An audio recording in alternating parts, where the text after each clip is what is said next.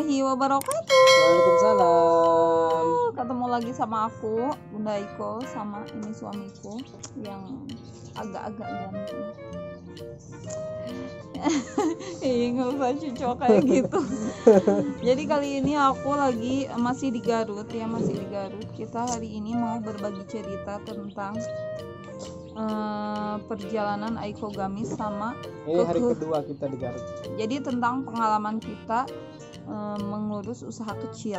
Jadi awal mulanya itu kita mau nanyain nanti di akhir kita mau nanyain ke bunda-bunda apa sih kekurangan kita itu gitu. Jadi kita ini hari kedua di Garut ya. Terus kita nggak bawa perlengkapan apapun, mau baju, mau make up gitu. Kita nggak, karena emang kita nggak niat nginep, intinya kita nggak niat nginep. Jadi aku ini no make up sama sekali, nggak bawa pencuci muka apapun itu ya. Biasanya kan kalau mau jalan-jalan itu udah dipersiapkan segala baju segala. Jadi ini baju yang ada di mobil aja kayak gini, dasteran aja. Oke, aku ini sekarang mau cerita tentang perjalanan Aiko Gamis.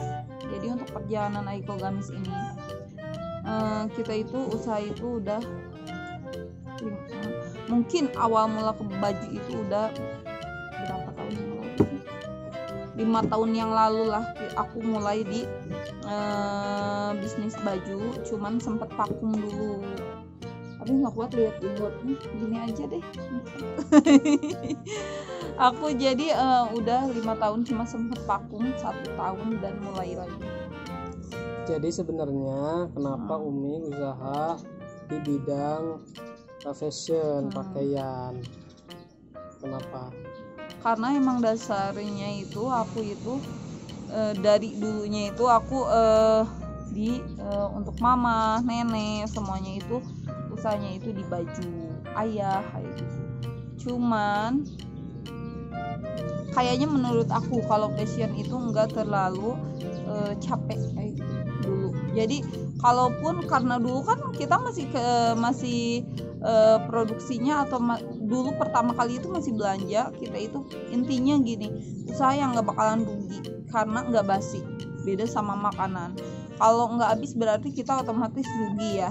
Nah aku mikirnya kayak gitu. Kalau fashion itu menurut aku bakalan nggak terlalu capek, jadi masih bisa ngurusin rumah tangga sambil jualan juga. Tapi baju itu kan orang nggak beli setiap hari, dan juga nggak kalau punya uang aja dia beli. Nah tapi kenapa masih ada keseriusan atau keinginan kuat untuk jualan baju? Sebenarnya apa sih yang menjadi penyemangat lah? Kayaknya saya di baju ini memang cocok, atau melihat potensi, atau hanya sekedar iseng-iseng awalnya, begitu ada kemajuan baru mulai, atau memang dari dulu mau usaha baju? Sebenarnya arah usahanya tuh awalnya pengennya apa gitu? Apakah baju ini menjadi target utama dalam berusaha atau gimana? Kalau untuk pertama kali itu usaha baju itu kan ya intinya itu pertamanya itu. Terus kalau untuk zaman sekarang itu nggak kayak zaman dulu. Aku waktu kecil beli baju itu cuma setahun sekali. Kalau sekarang kayaknya tiap orang tiap bulan itu beli baju, meskipun baju yang murah. Nah itu jadi aku kayaknya untuk usaha fashion itu karena akunya seneng kayak gitu, jadi kayaknya nggak bakalan mati gitu, usahanya bakalan dalam jangka waktu lama. Jadi karena seneng baju, mau jualan baju kayak gitu. Iya, awal mulanya kayak gitu. Terus kesini-sininya kan kita produksi sendiri. Nah udah kita kan produksi sendiri kesini-sininya. Dulunya kan kita cuma ngambil dari konveksi, sekarang kita itu udah jahit sendiri. Awal mulanya apa? Awal mulanya berani untuk bikin konveksi itu kayak gini. Malahan aku pertama kali beli mesin itu nggak ngomong ke Abi ya. Iya, yang ngomongnya itu udah beli gitu. Awal mulanya gini, karena di daerah aku itu semuanya itu rata-rata kan ke pabrik. Nah pada saat itu ada satu pabrik yang semuanya karyawannya itu di PHK, dan keluarga-keluargaku juga nggak punya kerjaan, intinya nggak punya kerjaan. Jadi kan kasihan juga. Terus jadi akhirnya aku memberanikan beli mesin gitu untuk jahit sendiri. Maksud Abi begini, Gimana? Usaha itu sebenarnya ini kan untuk motivasi ke teman-teman semuanya juga, ke bunda-bunda gitu. Jadi maksudnya usaha tuh, nemuin usaha tuh apakah memang sesuai keinginan atau memang ketika di tengah jalan ada kemajuan baru kita seriusin. Jadi Allah ngasih rezeki kita tuh sebenarnya kayak gimana sih? Ya kita nemuin usaha tuh harus kita nentuin jenis usaha tuh dari mana, apa itu sebenarnya gimana? Menurut aku sih apa ya? Aku masih kurang kayak gitu. Pertanyaannya. Jadi aku itu ya memulai usaha itu. Aku dulu sebenarnya itu nggak di baju. Umi berapa kali ganti jualan? Enggak, baru baju aja. Sebelumnya kan ada juga. Sebelumnya iya aksesoris. Cuman itu sosis. Enggak, itu mah aksesoris sama kayak gitu, sama makanan kayak gitu, karena aku tempatnya itu di dekat DTA kayak gitu. Jadi punya tempat aksesoris untuk anak-anak, kayak nyediain buku-buku, terus makanan kayak gitu, karena emang di DTA. Terus aku juga punya karyawannya cuma adik aku kayak gitu. Jadi nyelingin waktu ngajar, jadi dipakai untuk itu. Jadi kalau menurut Abi ya, karena Abi nggak bisa jawab, jawab sama Abi aja. Aku enggak, aku masih bingung pertanyaannya itu apa. Ya jadi maksudnya untuk ngasih motivasi ke bunda-bunda bahwa dalam jenis usaha itu sebenarnya ya juga harus sesuai dengan keinginan. Ini pengalaman pribadi. Kita dari kecil ngayalnya tuh pengen punya usaha A, pengen jadi fotografer, pengen jadi orang yang ahli dalam dunia digital, media, ya video shooting, wedding dan seterusnya, gitulah. Tapi niat Abi ya? Iya, niat Abi, ini pengalaman. Tapi di tengah jalan ternyata setelah semuanya peralatan dibeli, ya persiapan udah mateng, tekad udah bulat, tapi nggak jalan. Ya, begitupun di dunia elektronik kayak jual beli HP itu udah tekad bulat karena ngeliat teman-teman yang lain sukses, keinginannya itu. Tapi menurut Abi ya, usaha itu malah justru datangnya dari sesuatu yang tidak diduga dan sama sekali tidak ada niat pengen bener-bener tekun di itu. Jadi maksudnya gini bunda-bunda, usaha itu semuanya boleh kita pegang, boleh kita coba.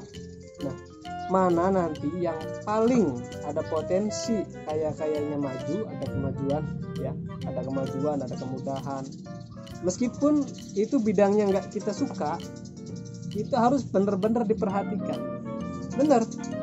Jadi kita nih kayaknya nggak cocok ya jadi misalkan contoh lah, jadi tukang ikan punya empang. Tapi kalau Allah udah nunjukin jalannya ke sana, mau tidak mau kita tuh dengan sendirinya akan lari ke sana. Kita akan memilih sesuatu yang menguntungkan daripada sesuatu yang menjadi hobi kita. Nah, kalau nanti udah terkumpul uang, udah ada biaya, baru kita menyalurkan hobi kita kemana. Kalau untuk menunjang ekonomi keluarga itu, nih faktanya, dulu banyak orang cita-citanya pengen jadi guru, jadi ustadz. Setelah nikah jualan keliling, jualan cilok, jualan S dan seterusnya. Itu sebenarnya bukan pilihan mereka, tapi tuntutan. Ya, dalam perjalanan hidup itu kita boleh untuk mencoba semuanya, jangan ada gengsi, jangan ada malu. Nah, di tengah jalan nantinya Allah itu akan memilihkan sendiri usaha mana yang cocok untuk kita. Karena logikanya kalau kita tidak pernah mencoba apapun, maka kita tidak akan tahu kemampuan kita, potensi kita di mana. Itu. Jadi intinya harus berani mencoba. Ya, termasuk Umi usaha baju juga sebenarnya ya karena memang Allah nunjukinnya ke sana. Karena sebelumnya Umi juga udah banyak nyoba ini dan itu, nyoba ini dan itu. Malahan sekarang juga masih coba-coba. Ya, jadi sebenarnya rezeki itu bukan sesuai keinginan kita, tapi karunia, pemberian. Jadi kalau bunda-bunda sekarang saya mau pengennya kayak Bunda Aiko, ya nggak masalah, boleh ya jualan baju apa, tapi tidak menuntut kemungkinan, ya tidak boleh bunda-bunda menyepelekan peluang yang lain. Itu intinya mah itu. Jadi nggak boleh memandang kecil kepada usaha orang lain. Sekarang kita mau beralih ke ekogamisnya. Nah, menurut bunda-bunda untuk produk-produk yang dijual ekogamis itu gimana? Pertama dari kualitas, ya. Kedua dari varian produknya, apakah kurang komplit, harus lebih diperbanyak varian-varian, lebih diperbanyak model-model. Terus dari sisi pelayanan gimana? Jadi gini bunda-bunda, sekarang itu aku mau ngelanjutin video yang sebelumnya. Aku itu termasuk orang yang apa ya, kerja kerasnya banget kayak gitu. Aku itu termasuk orang yang benar-benar kerja kerasnya itu benar-benar kayak gitu. Jadi aku itu termasuk orang yang kayak gitu. Sehingga menurut aku aku terlalu sibuk. Nah, mungkin kenapa kok bisa kayak gitu. Itu teh karena manajemennya kurang bagus. Ya kita belum pernah sekolah manajemen soalnya. Jadi kita usaha tuh ngeraba-ngeraba, kayak-kayaknya gini, ngeraba-raba banget. Iya, jadi pelajaran yang bisa kita dapat itu nggak secepat orang sekolah. Pelan banget, dikit banget. Nah, setelah sekarang karena saya ngerasanya karena mungkin dulu masih kecil kayak gitu, ngerasanya aku masih bisa ngehandle sendiri, dan pada akhirnya kita keteteran banget ya, terutama dari segi waktu. Jadi nggak ada waktu untuk keluarga. Semuanya fokus dari pagi sampai malam, mau tidur bangun tidur, itu semuanya buat bunda-bunda semua. Karena apa? Karena ketidaktahuan kita. Tapi enggak, aku masih ngajar. Oh gitu. Aku masih nyempetin waktu ngajar gitu untuk di sore hari. Nah, jadi kayak gini, aku ngerasanya awal-awal aku enjoy ya, awal-awal aku ngerasa enak kayak gitu. Aku awal-awal ngerasa enak, punya admin 2 atau 3 juga, dan sekarang itu keteteran banget karena emang semuanya otaknya itu ada di aku. Mungkin di antara bunda-bunda yang udah pernah sekolah manajemen atau pernah ngikutin seminar-seminar, kasih tahu kita dong di mana tempatnya ya, tempat yang bagus untuk ikut belajar bisnis, konsep bisnis itu di mana. Silakan komentar ya bunda. Jadi gini, jadi untuk sekarang itu dengan adanya manajer itu, aku kan di Aikogamis itu udah ngangkat manajer. Itu Teh Sophie itu sebenarnya manajer di Aikogamis. Jadi sekarang kalau untuk bepergian, kalau kemarin itu kita sama sekali berapa tahun kemarin itu kita sama sekali nggak bisa bepergian kalau toko nggak diliburin kayak gitu. Nah untuk sekarang meskipun toko nggak libur, kita masih jalan gitu karena udah ada yang handle kerjaan di rumah, kayak jadi udah ada manajernya, jadi kayak admin atau tukang jahit atau pembeli, jadi udah ada yang handle tanpa harus konfirmasi ke aku kayak gitu. Nah jadi kadang gini ya, kadang kalau aku kan di Aiko Gamis itu ngambil keuntungannya itu benar-benar ngepres banget kayak gitu. Aku pernah kan kayak gini, menurut aku ya, rasa capek aku itu nggak sesuai sama yang aku dapetin. Awalnya aku ngerasa kayak gitu. Karena kenapa? Jadi aku masih enggan untuk ngambil admin banyak. Kalau menurut bunda itu penghasilan 1M itu ya per bulan mungkin bisa untuk ngegaji 10 orang karyawan lah, minimal 10 orang karyawan kayak gitu. Kalau untuk tukang jahit kan beda lagi karena dia sistemnya borongan, jadi aku nggak masukin daftar orang yang harus aku gaji kayak gitu. Kalau admin itu kan itu otomatis itu mau berapapun penghasilannya, mau berapapun labanya itu aku yang gaji kayak gitu. Nah jadi aku ngerasanya ya Allah nggak sesuai lah, rasa capek itu nggak sesuai sama gaji yang keuntungan yang aku dapetin. Karena emang aku itu di Aiko Gamis itu ngambil keuntungan untuk per bajunya itu paling di 3.000, paling gede itu di 5.000. Jadi keuntungannya itu benar-benar sangat minim sehingga aku itu bingung kalau mau nambah admin gitu. Jadi menurut Abi gimana? Kalau menurut Abi sih, kalau kita mau membangun perusahaan ya, dari bisnis kecil, usaha itu adalah upaya. Kalau udah jadi namanya perusahaan. Dalam upaya itu, kalau kita mau benar-benar berbentuk perusahaan, artinya kalau udah bentuk perusahaan itu ya udah besar. Nah, yang diputar itu bukan hanya sekedar produk ya, tapi juga manajemen, konsep. Jadi kita bikin strukturnya, bikin organisasinya itu. Jadi kita untungnya dikit juga.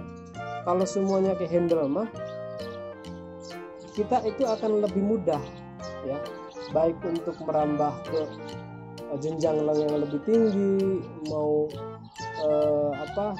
target yang lebih banyak lagi, atau kita ngembangin ke bisnis usaha yang lain. Nah jadi kita untung dikit dengan memperbanyak karyawan. Kalau menurut Abi nggak masalah selama karyawan itu benar-benar bisa dipakai lah, artinya nggak ada yang terbuang. Jadi karyawan tuh benar-benar melakukan tugasnya sesuai dengan yang kita inginkan, job-jobnya. Itu kalau menurut aku nggak masalah.